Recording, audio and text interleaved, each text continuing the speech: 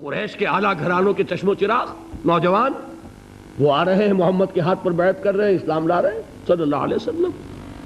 انہوں نے دیکھا یہ ہمارے غلاموں میں بھی یہ آگ پھیل گئی، یہ تو سمجھیے کہ بارود کے اندر آگ لگ رہی ہے۔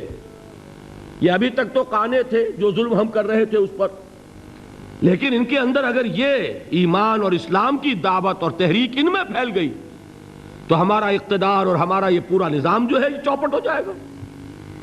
یہ ہے وہ چیز جو میں نے کل آپ کو اقبال کا مصرع پڑھا سنایا تھا کہ نظام کہنا کے پاس بانو یہ مارز انقلاب میں ہے، beware of the revolution that is coming. لہذا اپنی پوری قوتوں کو جمع کرو اور کچل دو انہیں، مارو انہیں۔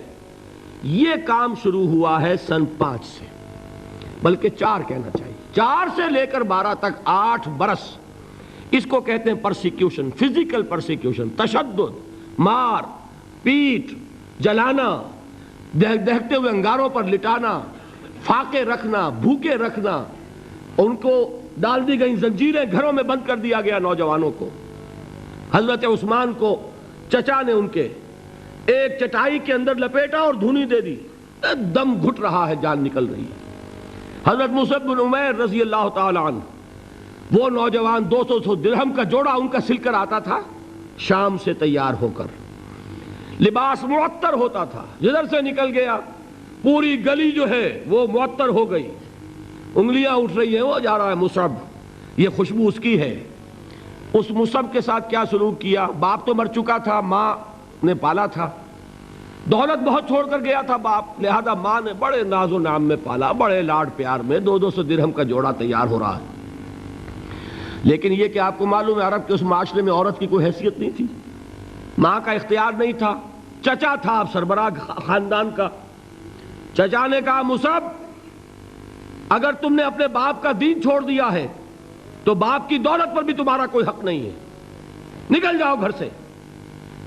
اس نے یہ سوچا تھا کہ مصعب کے ہوش ٹھکانے آ جائیں گے، دن میں تارے نظر آ جائیں گے، ناز و نام میں پلا ہوا گھر سے نکل کے جائے گا کہاں، یہ سارا نشہ جو ہے توحید کا یہ حیران ہو جائے گا۔ حضرت مصعب کا جواب بالکل برعکس تھا، اچھا ٹھیک ہے چچا جان میں گھر چھوڑتا ہوں۔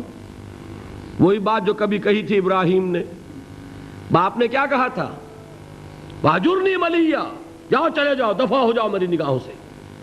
حضرت ابراہیم نے کیا جواب دیا تھا؟ سلام علیک ساستغفر لک ربی انہ کان بی حفیہ۔ اچھا ابا جان آپ کا حکم یہی ہے تو میں چلتا ہوں، آپ پر سلامتی ہو، میرا رب مجھ پر بڑا مہربان ہے، میں اس سے آپ کے لیے استغفار کروں گا۔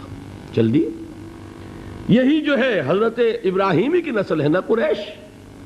آج ابراہیم کے ایک بیٹے کے ساتھ وہی معاملہ ہو رہا ہے مصعب کے ساتھ، اور مصعب چلنے کے لیے تیار ہو گئے۔ چچا نے سوچا، میں سمجھتا تھا کہ ہوش ٹھکانے آ جائیں گے، یہ تو تیار ہو گیا نکلنے کے لیے۔ غصے میں آ کے اگلی بات کہی، یہ کپڑے جو پہنے ہوئے تم نے یہ بھی اسی مشرک باپ کی کمائی کے ہیں، اتارو ان کو۔ وہیں کپڑے اتارے، مادر زاد برہنہ گھر سے نکالے گئے۔ ماں کے پاس پہنچے، ماں نے آنکھوں پر ہاتھ رکھے، مصعب کیا ہوا؟ کہ ماں سے کہتے ہیں کہ ماں میں موحد ہو گیا ہوں، اور وہاں سے گئے پھر حضور کی خدمت میں، کپڑے کہیں سے مانگے ہوں گے۔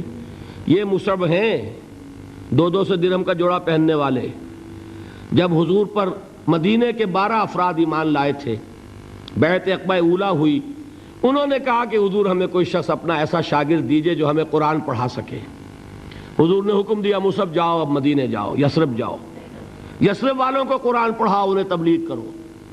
مصعب گئے ہیں وہاں، 1 سال کی کمائی 75 افراد لا کر حضور کے جھولی میں اگلے سال ڈال دیے کہ حضور یہ میری 1 سال کی کمائی ہے۔ 72 مرد 3 عورتیں، انہوں نے وہ بیعت کی تھی، بیعت عقبہ ثانیہ، جس کے الفاظ کل میں نے آپ کو سنائے تھے، بایعنا رسول اللہ صلی اللہ علیہ وسلم علی السمع والطاعت فی العسر والیسر والمنشط والمکرہ وعلی اثرۃ علینا وعلی لا ننازع الامر اہلہ وعلی ان نقول بالحق اینما کنا لا نخاف فی اللہ لومۃ لائم۔ یہ 72 مرد تھے مدینے کے جنہوں نے یہ بیعت کی۔ پھر انہوں نے ریکویسٹ کی کہ حضور اب آپ ہمارے ہاں تشریف لائیے، ہم اگر یہ مکے والے وہاں حملہ کریں گے تو ہم آپ کی حفاظت کریں گے جیسے کہ اپنے اہل و عیال کی کرتے ہیں۔ بہرحال وہ مصعب بن عمیر ہیں جو غزوہ احد میں شہید ہوئے، اور جب شہید ہوئے تو ان کے جسم پر صرف ایک چادر تھی۔ ایک بات تو یہ نوٹ کیجئے، موضوع سے ذرا بات تھوڑی ادھر ادھر جا رہی ہے، لیکن یہی چیزیں ہیں اصل میں کہ جو ہمارے دلوں کو منور کرنے والی ہیں نور ایمان سے۔ وہ علم بردار تھے غزوہ احد میں، جھنڈا مسلمانوں کا ان کے پاس تھا۔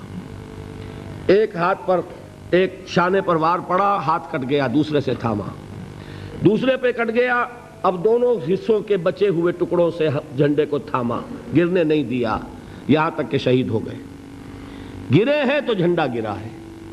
شکل میں حضور سے بہت مشابہ تھے، خبر اڑ گئی کہ محمد شہید ہو گئے صلی اللہ علیہ وسلم۔ یہ مصعب بن عمیر کا واقعہ ہے۔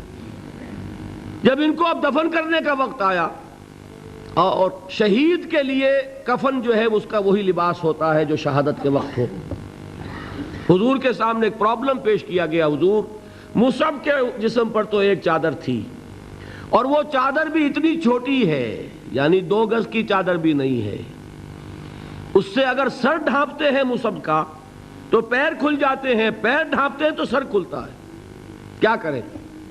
حضور نے فرمایا سر ڈھانپ دو چادر سے اور پیروں پر گھاس ڈال دو۔ یہ آخری لباس ہے جو محمد کے اس دیوانے کو اس دنیا سے رخصت ہوتے ہوئے ملا ہے، جس کا 200 درہم کا جوڑا چلتا تھا۔ یہ ہے صبر۔